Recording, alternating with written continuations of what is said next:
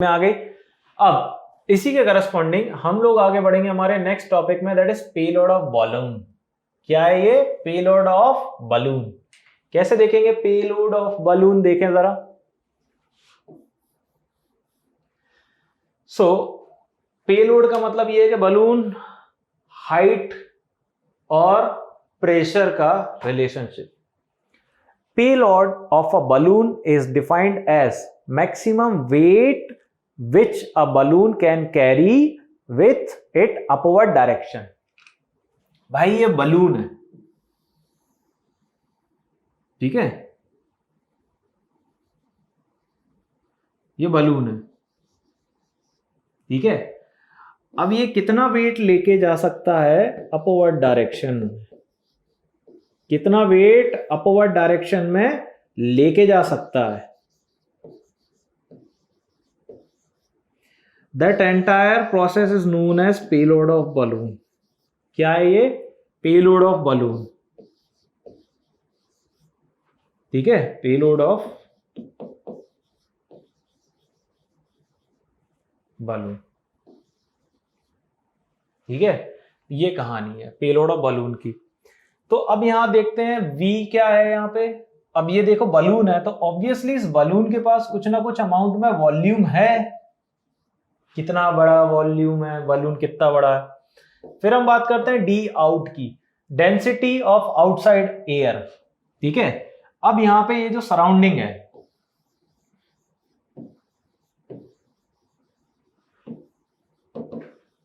Surrounding बोल लो या atmosphere बोल लो,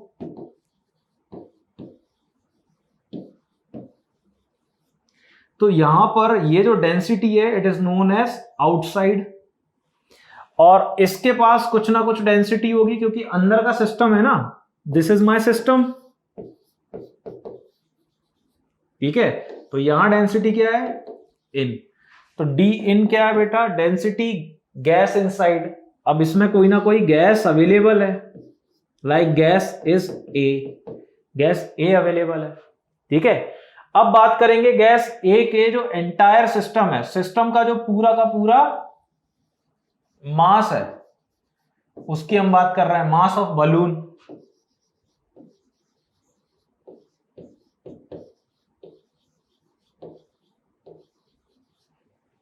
समझ गए आप?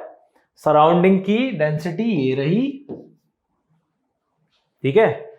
इनसाइड डेंसिटी आपके बलून की केस। तो अब आपसे कह रहे हैं कि कितना वेट लेके ऊपर जा सकता है, that is known as payload of balloon, that is known as payload of balloon, ठीक है।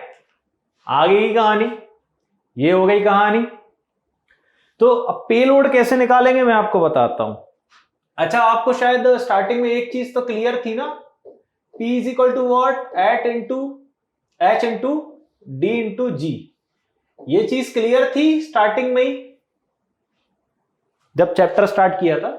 तो अब यहां पे पेलोड के बारे में सोचें जरा, ठीक है। डी आउट मतलब सराउंडिंग की density into v into g minus d inside मतलब बलून के अंदर डेंसिटी, किसकी डेंसिटी? जो गैस फिल है उसकी, into v into g plus m g. क्यों? क्योंकि जब बलून ऊपर उठ रहा है ऑब्वियसली एक फोर्स नीचे भी लग रही है, बलून के ऊपर ले जा रहा है तो नीचे भी लग रही होगी ना, एम जी लग रही होगी ना, कॉमन सेंस। तो ये जो आपको दिखाया गया है यहां पे, ये जो फोर्स है, इस फोर्स को पता है क्या कह रहे हैं? That is बेयोंस force. और ये क्या है? ये है इफेक्टिव वेट ऑफ बलून, जो बलून पे लग रहा है, जो ये महसूस कर रहा है, इफेक्टिव वेट ऑफ बलून, ठीक है। इफेक्टिव वेट ऑफ बलून में mg भी लग रहा है, जो गैस अंदर है उसकी डेंसिटी भी है, ठीक है, जो गैस है अंदर उसकी डेंसिटी भी है और वॉल्यूम भी है, सब है भाई। बायोन्स फोर्स ऊपर लग रही है और इफेक्टिव वेट ऑफ बलून नीचे की तरफ लग रहा है। ये बिल्कुल सेम फिजिक्स के लॉ की तरह है, फिजिक्स के लॉ की तरह है, ठीक है। ओके गाइस, तो हम लोग स्टार्ट करने वाले हैं पेलोड ऑफ बलून का नेक्स्ट कॉन्सेप्ट, यानी कि बलून किस हाइट तक जाएगा और ब्लास्ट हो जाएगा, बर्स्ट हो जाएगा, हमें उसके बारे में एनालिसिस करनी है। Okay, so maximum height eight which balloon will burst, यानी कि बलून यहां से यहां तक पहुंचने में, ग्राउंड से एक पर्टिकुलर हाइट तक जाके जब ब्लास्ट हो जाएगा, वहां का मेजरमेंट हमें देखना है। ठीक है, सो गाइस ऑलरेडी यहां पर एक डेरिवेशन के अकॉर्डिंग दिखाया गया है कि किस हाइट तक जाकर, किस मैक्सिमम हाइट तक जाकर बलून फट जाएगा आपका। तो सबसे पहले हम बात करेंगे, हमने ये ऑब्जर्व भी किया है कि जैसे जैसे आपका बलून, जैसे एग्जाम्पल के लिए ले लेते हैं, हॉट एयर बलून ले लेते हैं एग्जाम्पल के लिए। आप लोगों ने देखा होगा हॉट एयर बलून क्या होता है। एक बहुत बड़ा बलून होता है, छोटी सी बास्केट होती है, उसमें इंसानों को बिठा के ट्रैवल की कराया जाता है, घुमाया फिराया जाता है। तो मैं उसकी बात नहीं कर रहा हूं, वो तो रेफरेंस पर्पज से। तो अगर मैं बात करूं यहां पर मैक्सिमम हाइट की, तो यार सबसे पहले हम बात कर लेते हैं कि वॉल्यूम मैक्सिमम कब होगा आपका। आपके वॉल्यूम मैक्सिमम का पैरामीटर ऑलरेडी डिसाइड है, जैसा कि मैंने प्रीवियसली बताया था। तो जब आपका वॉल्यूम मैक्सिमम होगा, that means guys what, V nought e की power mgh, where mgh is also maximum divided by RT। आपका mgh भी मैक्सिमम है।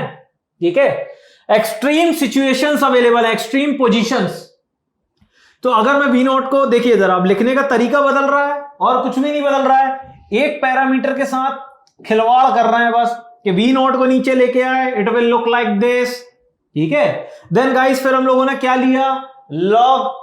ठीक है, तो लॉग को अगर मैं ऐसे लिखूं ln की फॉर्म में, कैसे लिखेंगे मेरे भाई, ln इन, ठीक है, ln V max upon V nought is equal to mgh mx upon RT।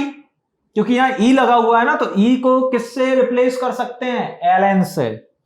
तो ऐसी सिचुएशन में अब आपको एंटायर सेगमेंट देखना पड़ेगा, जहां पर आपकी मैक्सिमम हाइट आएगी RT by mg, RT by mg ln V max by V nought, यानी कि आप इसको निकालना चाह रहे हैं। ठीक है, किसको निकालना चाह रहे हैं, इसको। तो क्रॉस मल्टीप्लाई कीजिए, भेजिए इधर उधर।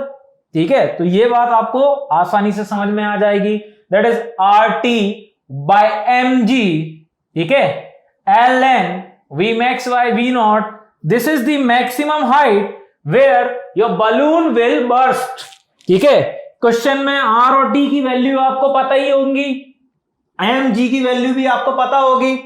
बात करते हैं V max की, तो V max कैसे निकालेंगे आप, इसके अकॉर्डिंग निकालेंगे। ठीक है, और अगर इसके अकॉर्डिंग नहीं निकालेंगे तो आपको कम से कम बता दिया जाएगा कि ये रही मैक्सिमम वॉल्यूम, V नोट के बारे में इंफॉर्मेशन दी जाए। तो guys this is the final formula to calculate that height where balloon will burst. ठीक है, and that height would be your maximum position, वो आपकी हाइट मैक्सिमम पे होगी। सो अब हम लोग यहां आगे की बात करने जा रहे हैं, क्या, calculation of vapour density of mixture in reaction. Just suppose के कोई रिएक्शन का मिक्सचर है, जस्ट सपोज के एक गैस ए बी से मिक्स हो रही है, बना क्या रही है, गैस ए बी का कोई मिक्सचर क्रिएट हो रहा है। ठीक है, अब इस रिएक्शन में किसी मिक्सचर की वेपर डेंसिटी की कैलकुलेशन करना सीख रहे हैं हम लोग।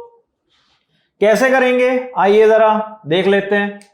तो आने दीजिए, मैदान में आइए। फर्स्ट ऑफ ऑल कंसेप्ट पर ध्यान दीजिए कि ये एक्चुअली है क्या। It is given that initially only reactant A is present. सबसे पहले यह माना गया है कि आपका रिएक्टेंट ए अवेलेबल था, किसके साथ, विथ वेपर डेंसिटी डी। तो रिएक्टेंट जो ए है, इस रिएक्टेंट ए की वेपर डेंसिटी आपको दे दी गई है कितनी, लेट इट बी डी। ठीक है, कैपिटल डी लिख लेते हैं, चलो, जैसा कि आपको कंसेप्ट में दिखाया गया है, let it be D. Okay, so it has degree of dissociation alpha, degree of dissociation is your alpha and final vapour density is D. तो आपको सारी चीजें दी गई हैं, यानी कि इसी रिएक्टेंट ए की डिग्री ऑफ डिसोसिएशन दी है, दैट इज योर अल्फा। और इसी के साथ साथ आपको एक और डेटा कहा जा रहा है, इस डिग्री ऑफ डिसोसिएशन अल्फा के साथ फाइनल वेपर डेंसिटी, यानी कि अगर मैं बात करूं vapour density final, that is your small D. ठीक है, तो अब देखिएगा क्या सीन हम लोग देख पाएंगे। डिसोसिएशन से पहले की कहानी और डिसोसिएशन के बाद की कहानी देखेंगे। जस्ट इमेजिन कि हमारे पास इनिशियली रिएक्टेंट अवेलेबल था ए, उस ए रिएक्टेंट के हमारे पास कुछ मोल्स थे, दैट इज एन, ठीक है, समझ में आई मेरी बात। और रिएक्शन के बाद it is converted into n B, ठीक है। सो मोल्स बिफोर डिसोसिएशन, यानी कि रिएक्टेंट ए के डिसोसिएशन से पहले रिएक्टेंट ए के मोल्स कितने थे? 1, बी बना ही नहीं, डिसोसिएशन से पहले की कहानी है, डी बना ही नहीं, तो moles common sense 0। But after dissociation moles देखे जाए तो ए के कितने होंगे? 1 माइनस अल्फा। क्यों? क्योंकि बी क्रिएट हो चुका है और बी के मोल्स हमारे पास अगर एन अल्फा हैं, बी के मोल्स अगर हमारे पास एन अल्फा हैं, तो कॉमन सेंस की बात है ए के मोल्स कितने होंगे? 1 माइनस अल्फा, कॉमन सेंस। तो अब आपसे पूछ रहे हैं कि total number of mole after dissociation, तो डिसोसिएशन के बाद टोटल नंबर ऑफ मोल्स कैसे निकालेंगे? भाई 1 प्लस 1 माइनस 1 होल अल्फा। अभी आपको शायद समझ में नहीं आ रहा होगा सर ये कैसे किया, मैं बताता हूं। मैं कह रहा हूं टोटल मोल्स निकालो, तो भैया 1 plus 1 minus alpha plus n alpha, ये टोटल मोल्स हो गए। अब वो जीरो लिखने की क्या जरूरत है, वो तो है ही नहीं काम का।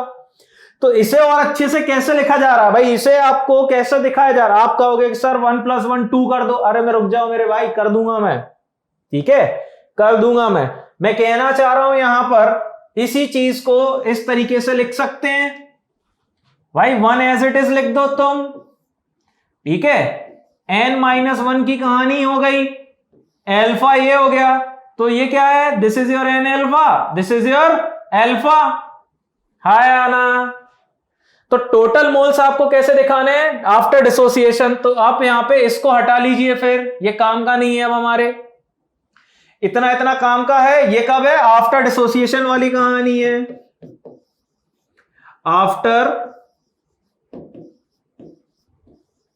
डिसोसिएशन मोल्स क्या है बेटा? 1 minus alpha plus n alpha, that means what? 1 plus whole n minus 1 into alpha, ठीक है। After dissociation total moles are here. Now come to मैदान। सो सिंस अब हम जानते हैं, we know that molecular weight is directly proportional to what guys? Molecular weight किसके directly proportional होता है गैस में? हम जानते हैं वैन डर वाल्स फोर्स के। बट अब मेरी बात अच्छे से सुनिएगा, अगर आपका मॉलिक्यूलर वेट यहां पे दिखाया गया है वेपर डेंसिटी के लिए, तो molecular weight inversely proportional to number of particle present. अगर आपके नंबर ऑफ पार्टिकल्स इंक्रीज हो रहे हैं, कॉमन सेंस की बात है मॉलिक्यूलर वेट डिक्रीज हो रहा है, ठीक है। फिर हम बात करते हैं और आगे के रिलेशन की। सो हम इसे यह भी बोल सकते हैं कि number of particle before dissociation is inversely proportional to normal molecular weight, ठीक है। और अच्छे से कैसे? Number of particle after dissociation is inversely proportional to experimental molecular weight. ये 3 रिलेशनशिप्स हैं जो आपको याद रखने हैं, तीनों रिलेशनशिप याद रखने हैं। अब उन तीनों रिलेशनशिप के करस्पॉन्डिंग मैं बोल सकता हूं कि भैया नॉर्मल मॉलिक्यूलर वेट और एक्सपेरिमेंटल मॉलिक्यूलर वेट का जो रेशियो है वो किसके प्रोपोर्शनल है? Number of particles after dissociation divided by number of particle before dissociation, ठीक है। सो अगर मैं आपसे कहूं कि भाई मेरे पास अवेलेबल है मास नॉर्मल और mass experimental, so number of particle after dissociation ये कितना था बेटा? ये था आपका 1 प्लस n माइनस 1 अल्फा। और number of particles before dissociation, तो ए क्या था आपके डिसोसिएशन से पहले, जब b बना ही नहीं था, तो ये क्या मान सकता हूं मैं? इसको 1 ओनली मान सकता हूं, लिखा हुआ है। सो अब एंटायर कंक्लूजन क्या है? एंटायर कंक्लूजन इस तरीके से आपको बताया गया है कि जो p नॉर्मल है और p एक्सपेरिमेंटल का रेशियो कैसे दिखाएंगे हम इसे? d normal divided by d experimental, क्योंकि प्रेशर जो है प्रोपोर्शनल किसके? डेंसिटी के। और कैसे दिखाएंगे? m normal upon m experimental, that means what guys? Total moles की एंटायर कहानी रिप्रेजेंट कर रही है इन सबको, इसको भी, इसको भी और इसको भी। समझ में आ गई मेरी बात?